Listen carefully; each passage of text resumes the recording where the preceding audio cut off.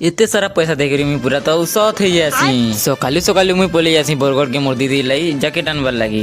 जेन शीत करुछे गाड़ी चलाला बेले तो कहले ना सरे न बरगढ़ के पहुंचे सी कर मुई पहला पले आसी स्टेट बैंक के पैसा काढबाले मुई पहला फॉर्म के फिलअप कर देसी। पैसा देवानो रे बोलतीसी बेले ई लोगटा जेन कथा माने मते कहतीसी तो लाज शरम ही जासी। क्या क्या कथा कहसी तोर घर